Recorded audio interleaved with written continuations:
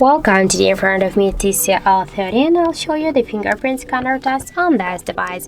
So now I'll make a couple of tries to unlock the device with my fingerprint here, and we'll just check how fast this feature is and does it works on our TCL device.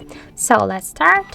1, 2, 3, 4.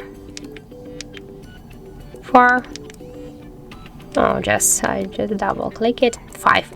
So as can you see, that's so simple, that works really fast. So I'll just, with a really simple touch, you can see that just by this way, I'm not pressing the power button here. I just really simple touch it and I can successfully unlock the device. So it's work here really fast. That's the good result.